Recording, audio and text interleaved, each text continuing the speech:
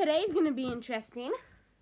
Back to part 2 of the first aid tour. I just had to use the bathroom, but this eye game can pause. So, first off, I'm going to show you guys how to use this, give you a rough price. In South Africa, 400 to 600 Rand, which is maybe about maybe $20 to $50. I don't know, guys. I'm not American, please. Okay? I'm from South Africa. You can probably hear I have a different accent. I don't know because I'm not American. So, I'm just going to quickly do something that's going to help me in life. Probably, you guys might know what this is. You've probably seen them on TV shows, but blue. This is, I like to call it for short, an AMPI mask. I forgot what its full name is, or you can call it a resuscitator bag or a bag valve mask or whatever the frick you want to. Now, they come with these mouthpieces, which are usually labeled on this side. This here says autoclavable adult mask number 5. So you get different brands. So this is for an adult's face. So you need the E. I'm pretty sure this is how you do it. And then you push on hard. They call it the C method, sorry. Then you push on nice and firm. The pointy end, or you can use a rhinoceros horn, is what I call it, goes over to there. However, in America, they do not have these little horns. I don't know what happens. These are very important. Luckily, she had an extra one for me that was never used. And I am it's illegal for me to use this. This is why I'm not allowed to use it. I can bring it to show and tell, show people.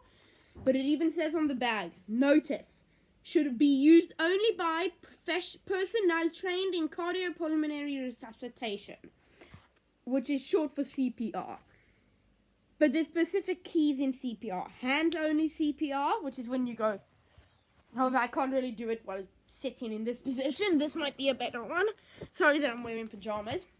This might be a better one. You want to be the heart, you know? Then you have mouth-to-mouth. I'm pretty sure we all know that one. And guys, this is not boxes. I'm not in my underpants, no. These are shorts. Now, you'll get them like this with the mask separate. It's a very tight seal. You just push it on. I don't know what happened with any of these valves have to do. I don't touch them. I don't fiddle with them. You grab and then just pull. Oh, there we go. Well, it happened. See, so this can come off, which I'm pretty sure does happen a lot of the time, depending on how tight of a seal you have. This one has a very tight seal, and now I have to do assembly again. I don't know who here loves assembly, but I can say one thing. I hate it.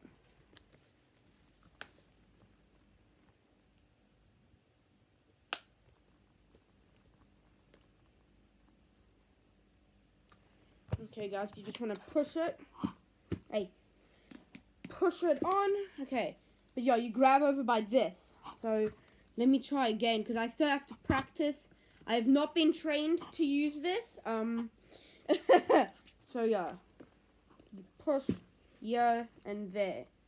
Now, let's say my patient is... Where's Joe? I need to grab Joe. I do not know, guys. I sometimes call him Joe. This is Joe. I just did a very rough drawing of him, of a face with the tongue sticking out because I chose to.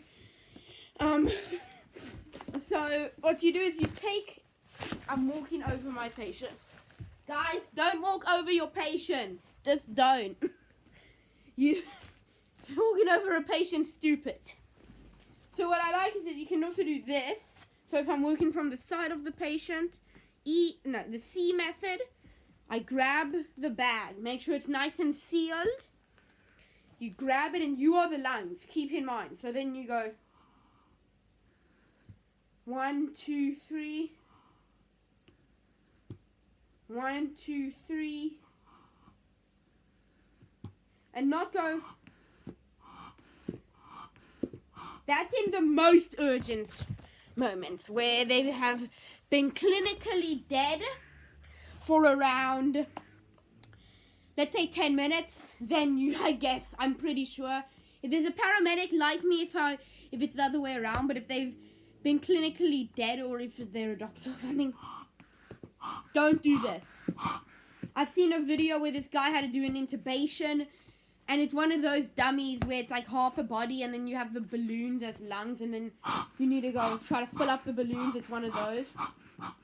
We practice on Annie dolls. I don't have those. Those are like 5,000 rand, so about $500. They're not worth it for one. So make sure that this, however, does go over the nose. Look. You see? Over the nose, nice tight seal. And then after that, you're just gonna bag it. Sometimes you can get two people method where one holds it.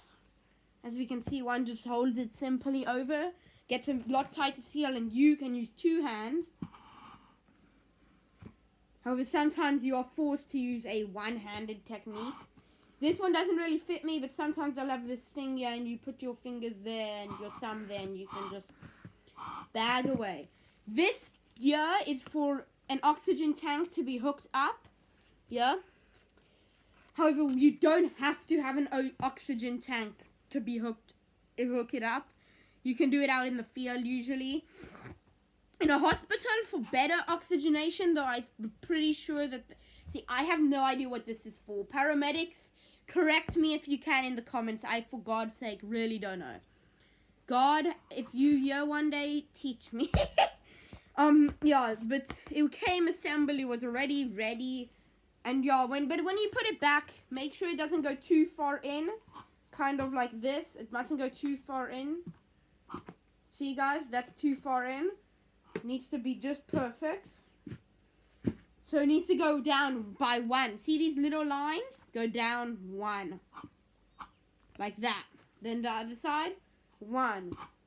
Then for storing, if you put it in something tight, take this off and also take off your little... very tight seal, goodness. Take off this, tuck this in if you put in it, and then you can store it. And then you actually need to save a patient's life. You can get ready for cardiopulmonary resuscitation. Fun fact really quick. Neck braces, yeah, C-colors, these things are now not you're not allowed to use them anymore.